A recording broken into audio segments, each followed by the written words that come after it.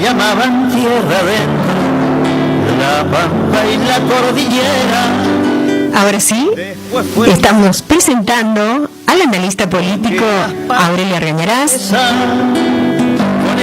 con su columna de los sábados, que hoy ha titulado Lo próximo, una nueva configuración política. Hola Aurelio, buenos días. Buen día, Marines, ¿qué tal? Bien, bien, muy bien. Bueno, ¿vamos a comenzar, Aurelio?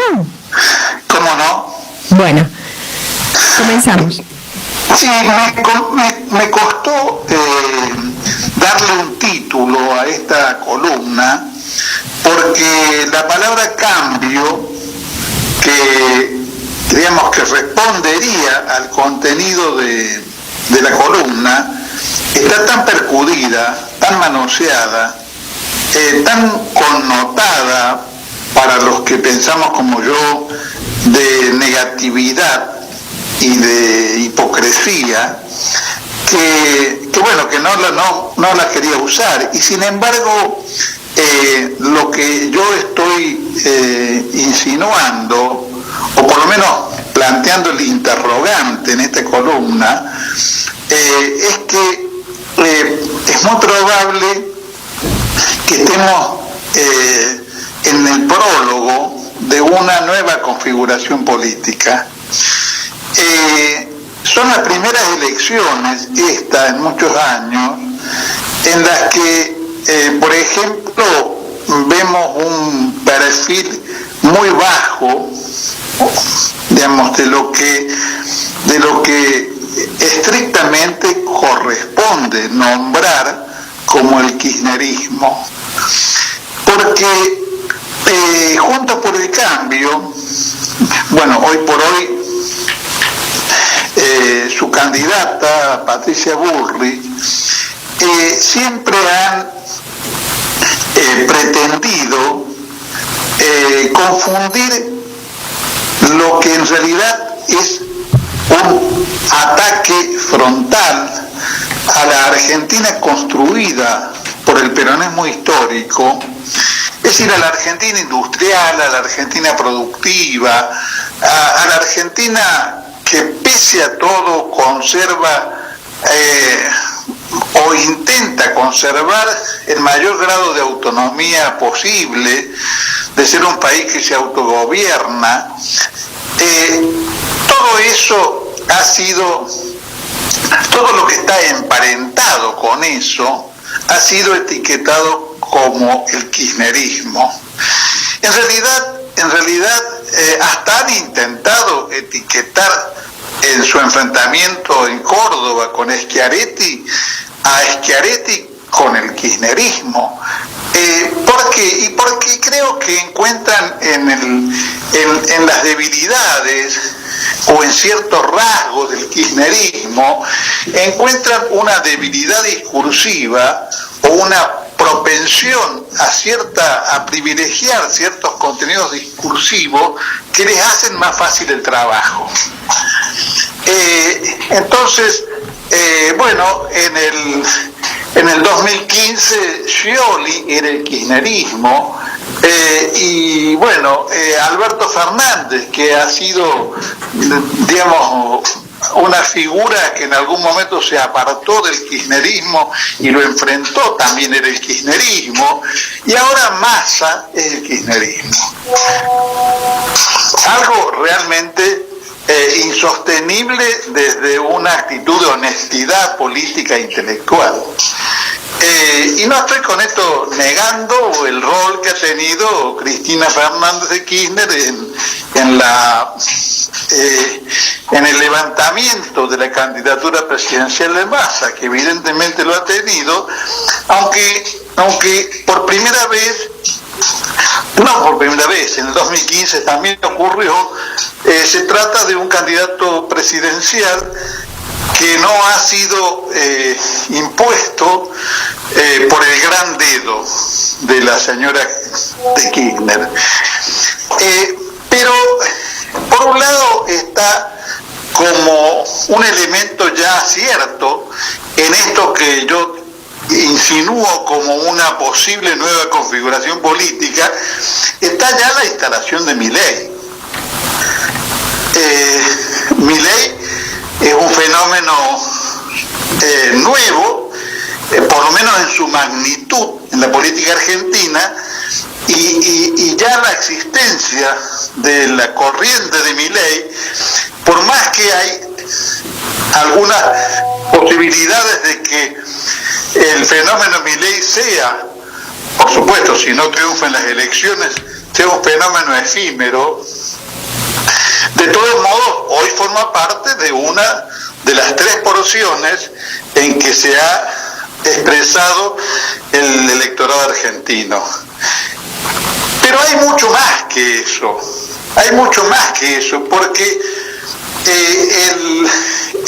el opaco papel que está desempeñando en lo que podría ser el núcleo duro del kirchnerismo en estas elecciones, es un dato verdaderamente novedoso, y además uno se puede formular, no por una cuestión de desear tal o cual cosa, sino como a los efectos del análisis y del diagnóstico, uno se puede preguntar qué va a ser del kirchnerismo si tenemos una presidencia de Sergio Massa, que evidentemente no va a llegar, si llega a la presidencia, no va a llegar arropado por Cristina Kirchner como llegó en el 2019 Alberto Fernández, sino como alguien que llegó a ese lugar, digámoslo así, por impulso y mérito propio, sobre todo habida cuenta del desteñidísimo papel electoral que están jugando las principales figuras del kirchnerismo duro. Pero hay mucho más en el cuadro de las posibilidades. No estoy hablando de certezas. Certezas en realidad es demasiado temprano. El cronograma político argentino como para presentar certezas. Pero en el cuadro de las posibilidades está también la de que Juntos por el Cambio termine destruyéndose, termine roto, termine fracturado. Y eso está claramente insinuado en las derivas que está sufriendo ese espacio político. Y sobre todo está también fortalecido por esta cuestión de que el peronismo pudiera asumir de aquí en más un rostro distinto, no necesariamente opuesto, no necesariamente enfrentado, como ocurrió después del 2013, cuando Massa apareció como una figura, digamos, que había enfrentado, que estaba enfrentando al kirchnerismo, sino como, no, por eso digo, no necesariamente enfrentada, sino necesariamente rebalanceada en cuanto a cuáles sean sus principales elementos discursivos, por un lado, y por otro, su liderazgo político.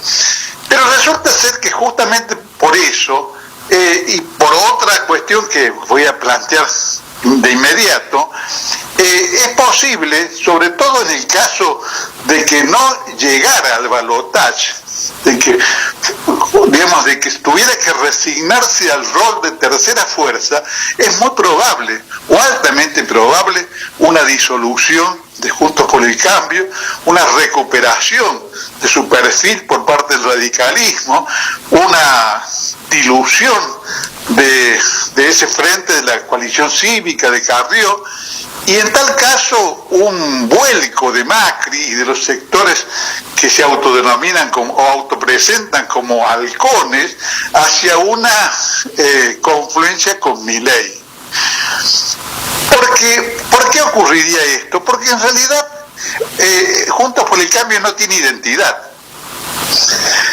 No tiene una identidad consistente propia. Es una alianza electoral donde el radicalismo jugó el rol del Cusco faldero, y la coalición cívica, bueno, la coalición cívica también, pero digamos, eso afecta menos a un partidito como la coalición cívica que a un partido histórico con 120 años de antigüedad como el radicalismo. Y toda la identidad política, toda la argamasa que unía el edificio de Juntos por el Cambio es el antikirchnerismo.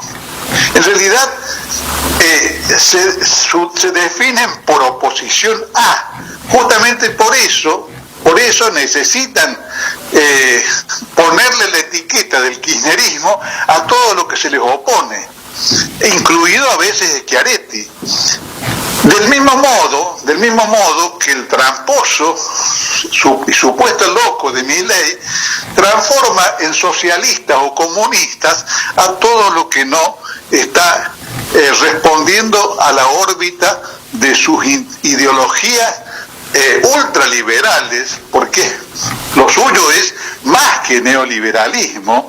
Es Hayek, el ideólogo de la escuela austriaca, que prácticamente planteaba la disolución del Estado, y es además la penetración profunda en una segunda etapa de colonización del país, de una especie de revitalización de lo que significó el menemismo. Una verdadera, si triunfara, una verdadera tragedia para la Argentina, que la desmantelaría todas sus estructuras defensivas, todo lo que le da al país algún grado de autonomía en la política global, transformándola en una miserable colonia de los Estados Unidos y de Occidente, en el momento en que los Estados Unidos y Occidente están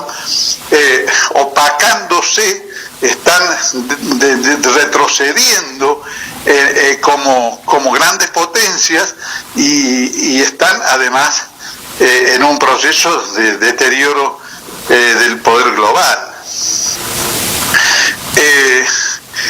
Bueno, y que ocurrieran estas dos cosas, un traslado del eje dentro de lo que podríamos llamar el panperonismo hacia una nueva conducción, por un lado, y por otra, la disolución de Juntos por el Cambio y la liberación por ese motivo, la recuperación de su autonomía política por parte del radicalismo, creo que estarían configurando una situación que tiene poco que ver aunque obviamente, como en todos los casos, hay elementos de continuidad, pero que tiene poco que ver con lo que hemos visto en los últimos 15 años.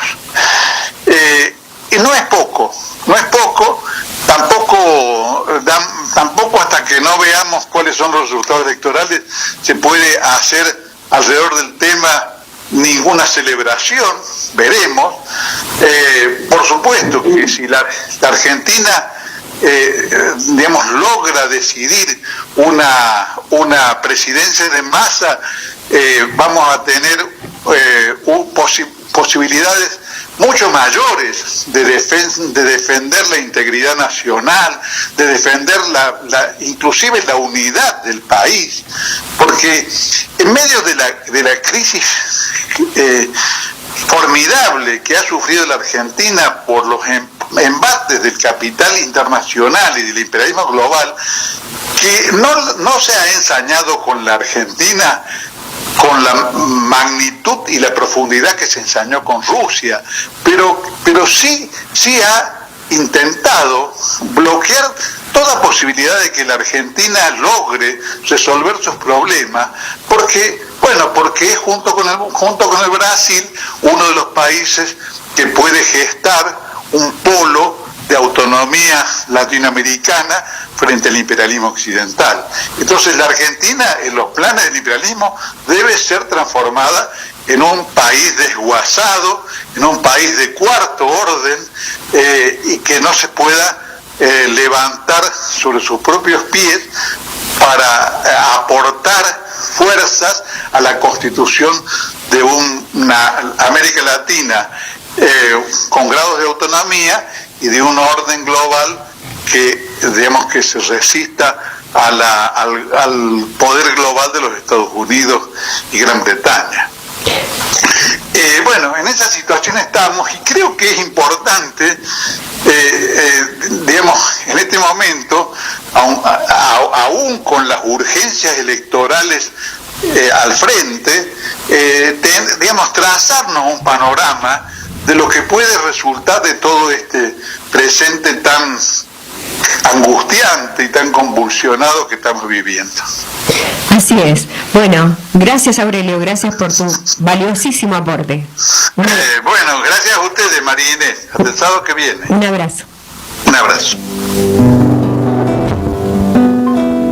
No hay mayor soberanía que una banca nacional.